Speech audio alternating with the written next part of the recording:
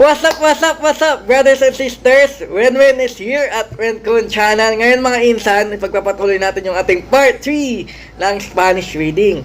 So, brothers and sisters, kahapon ko sana ito i-upload. Kaso, yung nasa utak ko, this is lunch. Yun yung nasa utak ko, brothers and sisters. Kaya, pasensya na lang, medyo lutang lang kahapon. At, brothers and sisters, going back to our Spanish reading.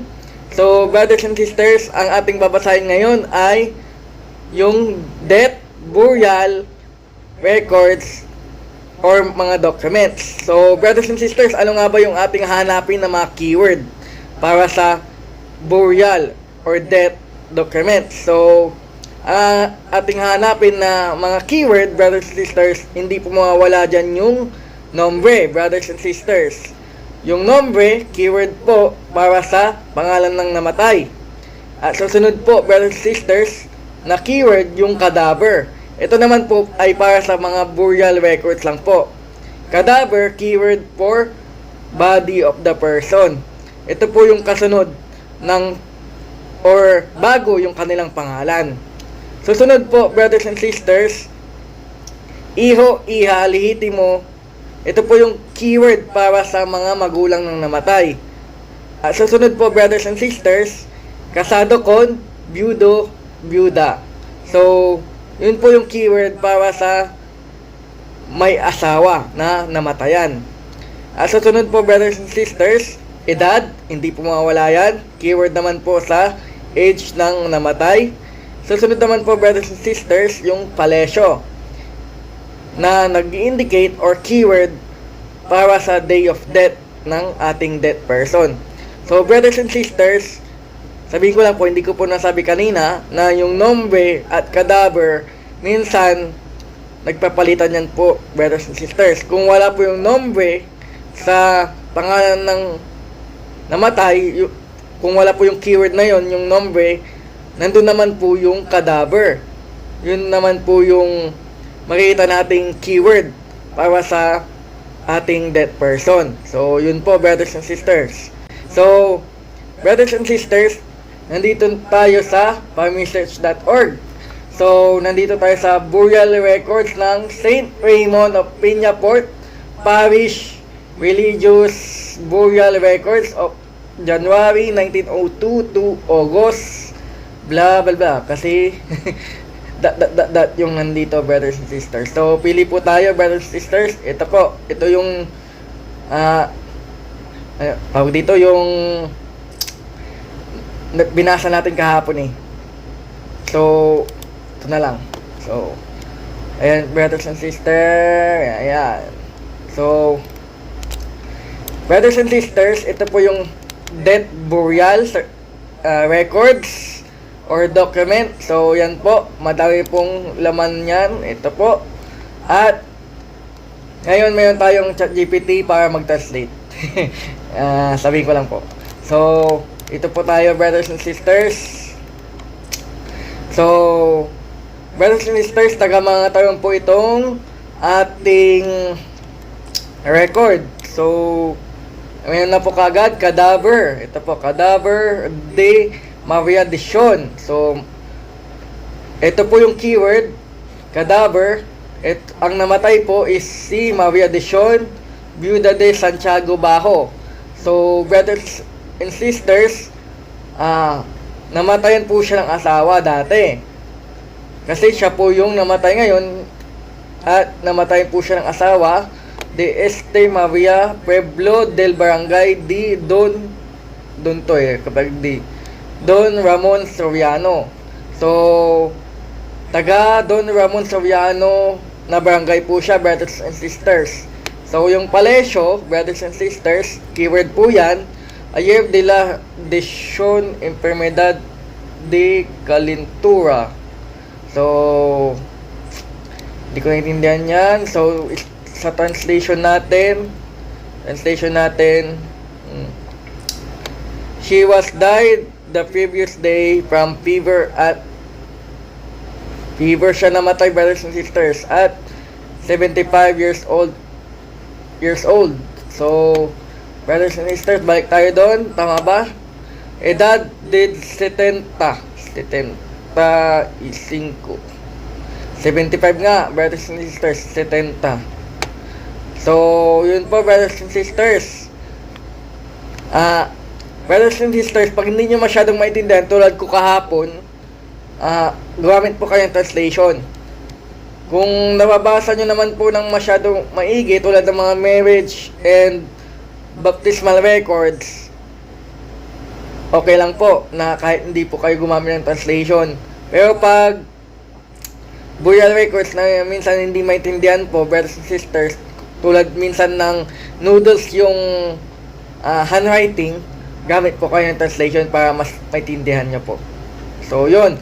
So, brothers and sisters, balik po tayo dito. Si Maria de Sion, yung namatay, biyuda po siya kay Santiago Bajo, at taga-barangay siya ng Don Ramon Soriano, Palesio. Yung Palesio indicate day of death. So, kailan siya namatay? Kailan siya namatay? On February 24, 1902. So, February 24 pala siya namatay, brothers and sisters. And susunod, dito tayo sa kabila. Mag-anak naman po ito, brothers and sisters. Ito yung kahapon na nalito din ako. So, cadaver. Ito po, cadaver. Keyword para sa body of the person, si Juan Retotal. Iho.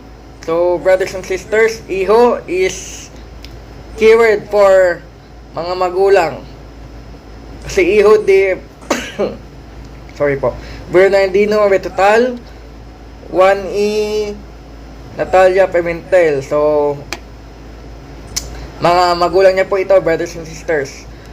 So, Pueblo de Barangay di lang. Tingnan natin kung ano yung barangay nila. Like tayo dito. So, parents, tama po, Bernardo Retotal. Iba yung apelido. So, yan po yung mga parents niya. 5 months po siya namatay. Ano ba? 5 months. Okay. Edad de 5 años. So, 5 months pala to. 5 months. And, ano tong dysentery, cause of death? Cause of death, dysentery. Ano yun? So, ang ating Palesio sa kanya, Palesio Ayer de la Enfermedad de Aperia. So, February 25, 1902, burial date. Yan po. So, sunod po, brothers and sisters, ang ating dead person, cadaver. Keyword po ito, ang ating dead person ay si Paulino Heta. So, yan po, Paulino Heta, kasado kon. So, brothers and sisters, keyword po itong kasado kon. Brigida Pebrero. Tingnan natin. Sebros daw. Brigida Sebros. So, ano ba Sebros? Brigida Sebrero.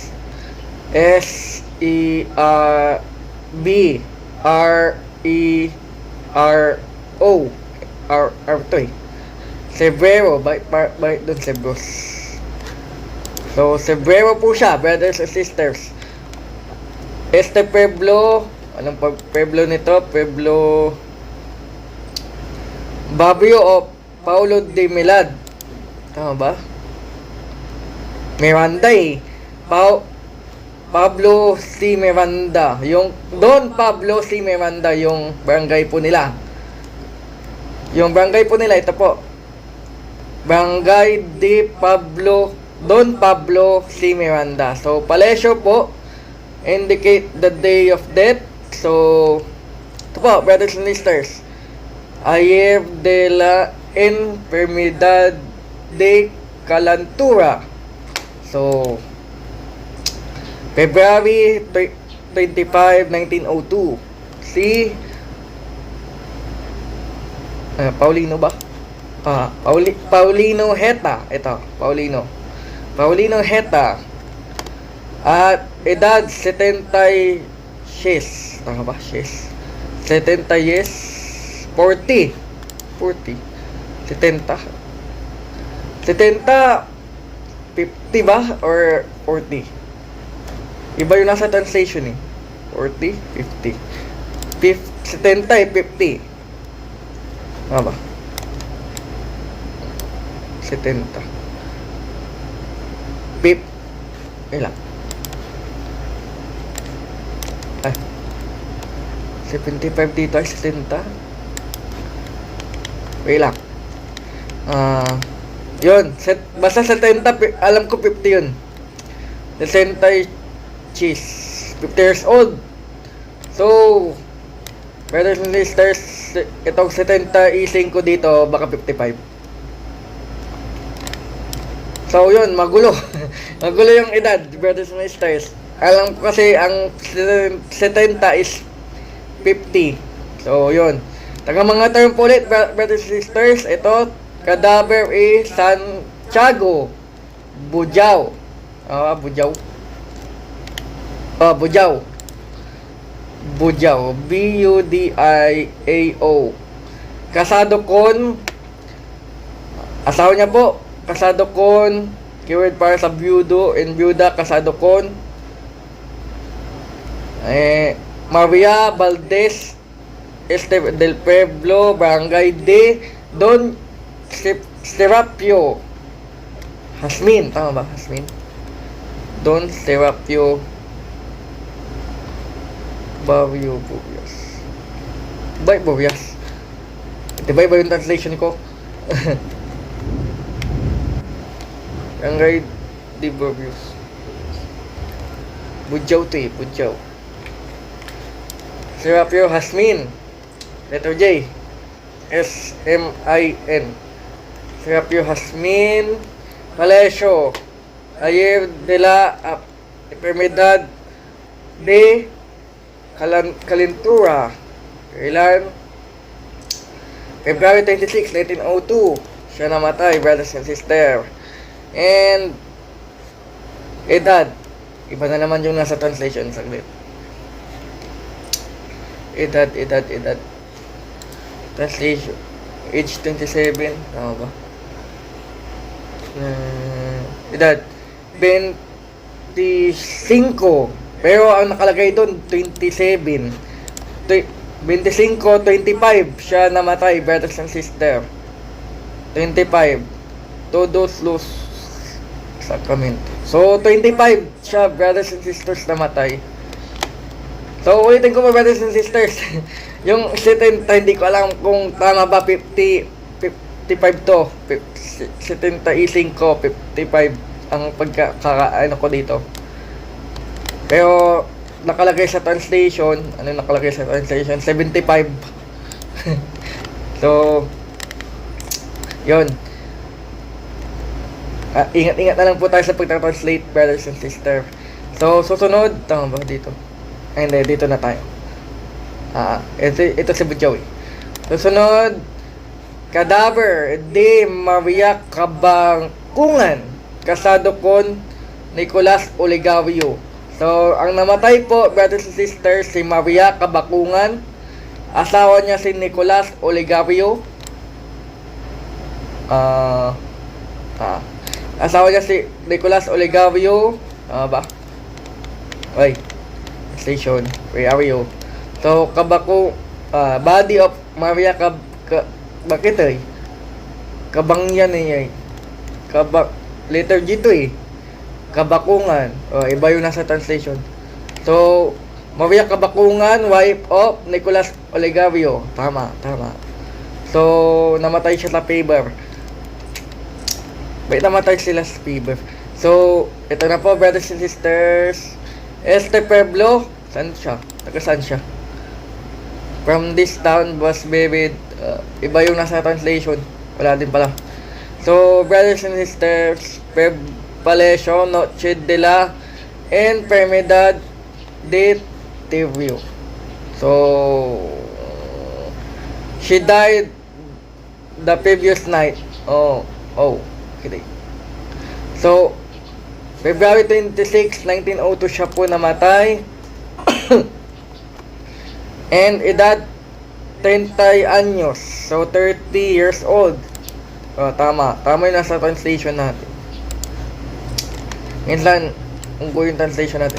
So, susunod, brothers and sisters, dito tayo. Yun. Cadaver. Keyword. Mateo Agbuya. Tama ba? Station. Ito. Ulit. Mabiyan na pa yan. Kita iba eh. Mateo Agbuya. Kasado con Dolores Peralta. Asawa niya po si Dolores Peralta, yung ating namatayan. Ito po si Mateo Agbuya. Ito po yung namatay. Pueblo del Barangay Don Pablo Agbuya. Baka lolo niya to. And Miranda. Don Pablo C. Agbuya Miranda. Tama ba? O iba ito? Yan. Mali. Don Pablo C. Miranda pala. Yung kanilang barangay. Palacio Ayer de la Enfermedad de Calentura.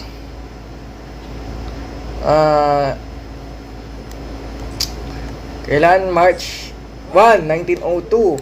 Siya namatay si Mateo. Iba to. So, edad niya po 32 years old. Tama dito, 32. ChatGPT kasi yun eh. ChatGPT kasi translation ko eh. Sorry po.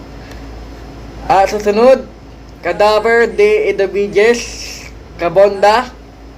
So, brothers and sisters, si Edoviges po yung ating dead person. Iha de Juaro Cabonda. Tama ba? Mauro. Tama ba? Letter M. Letter H yung pagkakabasa ko dito. Mauro. Basta Mauro yan. Or Hauro. Faustas Hernan. Tama ba? Nakahana yung nandito eh. Tama ba? Faustas Sakman. Pala. Pero nakahana yung nakalagay dun. Pueblo del Barangay de Don Martin Gavlitos. Letter R yan boy. Gavlitos, ayun o. Palacio Anoche de la Enfermedad de Calentura. So, she died during the night from fever. So, March 1, siya namatay. Hindi, lang. March 1, 1902. And edad niya po, brothers and sisters, de 2 anyos is Mrs. So, 2 years old, de 2. Parang 2 months. Parang 2 months. 2 years old, 6 months old. Okay. De 2 anyos is Mrs. Ayan, basta may 2. Yan, basta may 2. Susunod, brothers and sisters, taga mga term, Cadaver de Alponio Lumboy, anak ni na Hijo di Pedro Lumboy and Maria Libres. Tama ba? Tama yung translation natin. Pueblo del Barangay Don Gomas Season. Tomas pala, letter T. Tomas yung pagkakabasa. Tomas Season. Lomas ang nakalagay dito. Baryok Lomas. Tomas Season. Palacio Ayer de la excuse me. Enfermedad de Calentura. So, he died from the fever February 25, 1902. Sa fever siya namatay. Edad de 2 anyos. Tama ba? 2 years old. 2 2 years old siya namatay. Parang 2 months old lang. So, susunod, brothers and sisters, taga mga term, Cadaver Gregorio Almada. Kasado ko, asawa ni Pelomina Soriano. So, tama ba? Body of letter Z po. Letter Z to eh. Letter C or letter S? Letter Z. Almasa, bakit eh? Iba yung asawa niya dito eh. Jimena. Pelomina yan. Pelomina Soriano. Pujano. So, taga saan sila? Pueblo del Barangay Don Pablo Cruz, Miranda. So, taga Don Pablo Cruz, Miranda sila. Bakit yung mga yung mga barangay, mga pangalang doon? And, wait lang. Palesio Ayer de la Enfermedad de Calentura. Namatay po siya sa fever. Bakit lahat ng ano nandito namatay sa fever? Fever ang sakit nila. Edad 72 anyos. So 70. 52 yung basa ko dito sa 70 eh. 72 pero nakalagay dito sa translation 72. And Palesio indicate the day of death. So on February 25, 1902. So 1902. Last but not the least, brothers and sisters, Cadaver Ricardo Panday. Letter P or letter T to? Diba, apelido mo? Kanday naman ang nakalagay dito. Panday, Tanday. Yun, basta yun. Anak ni Iho Domingo Tanday. Tanday nga. Tanday. Iho Vita Pever. Juana Inis. Jovita Pever, yung kanyang nanay. Pueblo del Barangay de Don Serapio Jasmin. Palesio. So, Palesio. He died on the fever. Namatay na naman siya ng namatay na naman sa fever. By fever. Marami bang nagkakalagnat nun? So, Palesio indicate the day of death. February 26, 1902. Ayan. A year de la Enfermedad de Calentura. Edad 25 Anjas 25 Gs pala 21. Bakit eh? Gs? Iba yung nasa translation natin. Gs 27 ang pagkakabasa ko dito sa 25 Gs. So, yun. 21 years old ang nakalagay dito pero lahat ng cause of death nila is fever. Magmula kay Maria, iba to, dysentery. Fever.